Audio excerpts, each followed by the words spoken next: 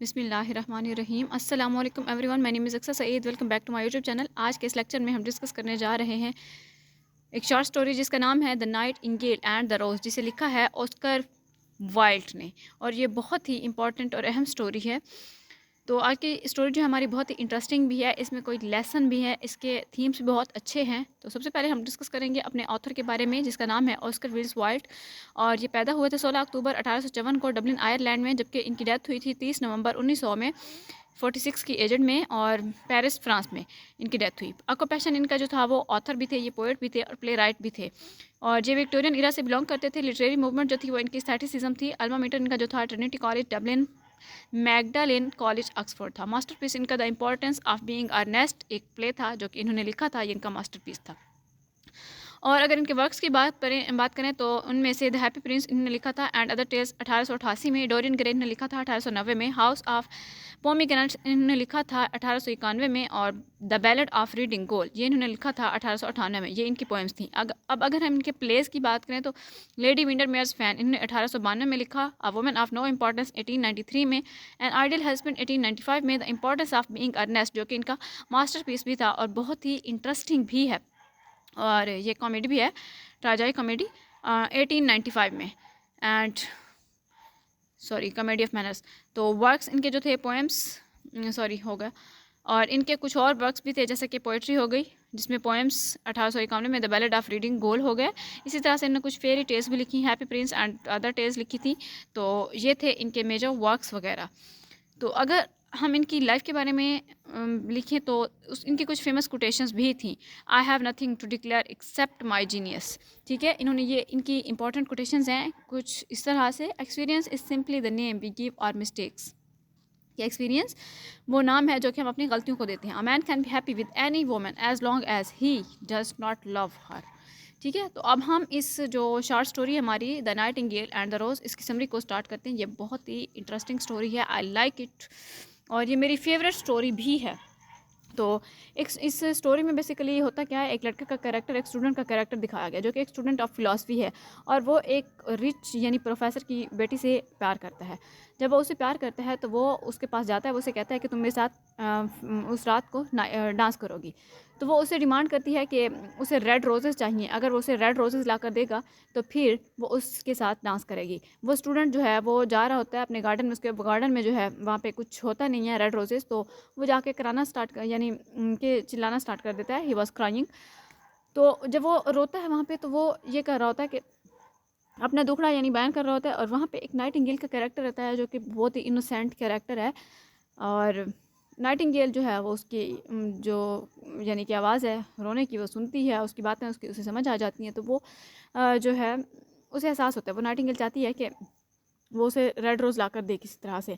तो वो जब उसकी आवाज़ सुनती है वो अपने घोंसले में, and she said here at last is a true lover. वो ये सोचती है, वो कहती है कि चलो शुक्र है कहीं पे यहाँ पे एक ट्रू लवर तो है। नाइटिंगेल फिर जो है वो रेड रोजेज़ को ढूंढती है और उसके पास जाती है। उसे कहती भी है कि तुम परेशान हो, मैं तुम्हारे लिए रेड रोजेज़ ढूंढती हूँ। लेकिन उस लड़के को पसंद, उसकी यानी कि समझ नहीं आती।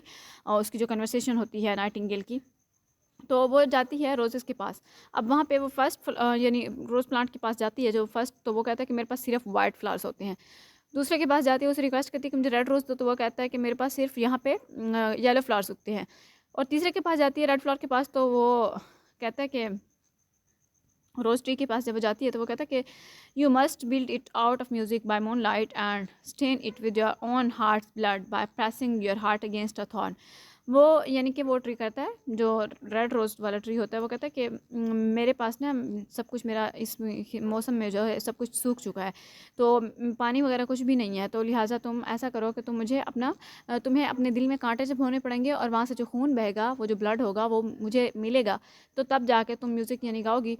तो तब जाके मुझे जो है मुझसे रेड रोज़ उग सकता है। तो वो नाइटिंगेल ऐसा करने को तैयार हो जाती है। वो कहती है अच्छा ठीक है, तो चलो एट लीस्ट मैं उस ट्रू लवर के लिए अपनी लाइफ को सेक्रीफाइस कर सकती हूँ।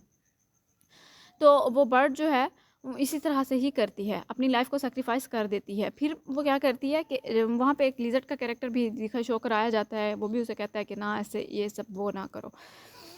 तो उस वहाँ पे अगली सुबह क्या होता है, यानी नाइटिंगेल वो उसे अपना ब्लड देती रहती है। तो वो उसकी डेथ हो जाती है, वो मर जाती है ख़ुद, और वहाँ पे एक फ्लावर जो है वो खिल जाता है।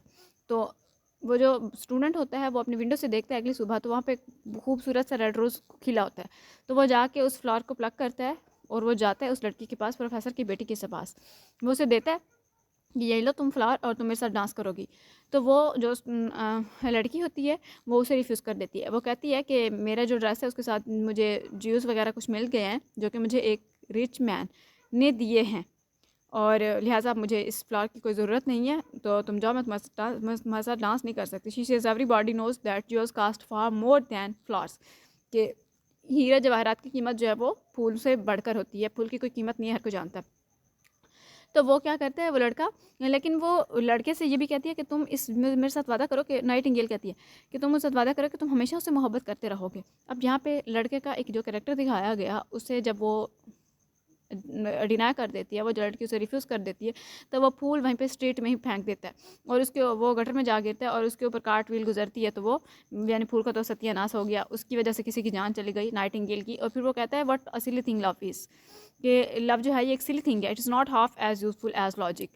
तो उसे तो कोई समझ नहीं आती, वो तो फिलासफी का स्टूडेंट होता है। तो ये थी स्टोरी, और ये कैरेक्टर दिखाया गया इसमें कि किस तरह से नाइटिंगेल ने अपनी लाइफ को सेक्रीफाइस किया। नाइटिंगेल ने इतना प्यार किया लड़के से, जबकि लड़के ने मोहब्बत की मीनिंग ही तब्दील कर दी है।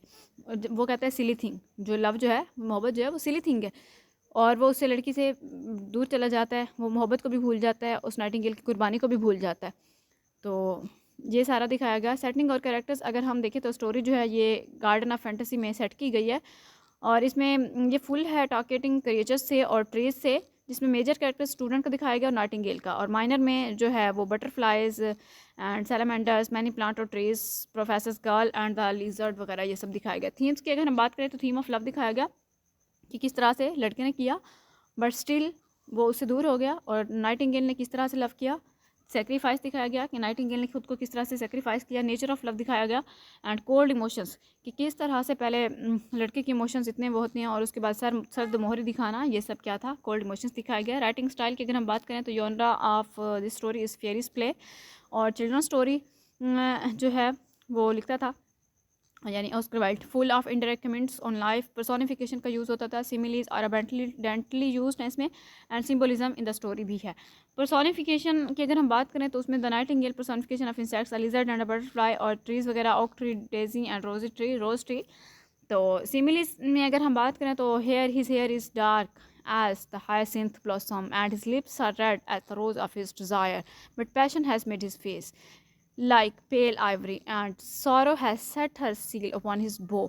तो ब्रो इसमें ये सारे यानी लाइक एंड एज ये सिमिली शो की गई हैं इस स्टोरी के अंदर, and I hope it's clear to all of you. Thank you very much. आपको स्टोरी ज़रूर पसंद आई होगी उम्मीद है, और जो लोग चैनल पर न्यू हैं काइंडली चैनल को सब्सक्राइब कीजिएगा, वीडियो को लाइक कीजिएगा और शेयर कीजिएगा। अल्लाह हाफिज़।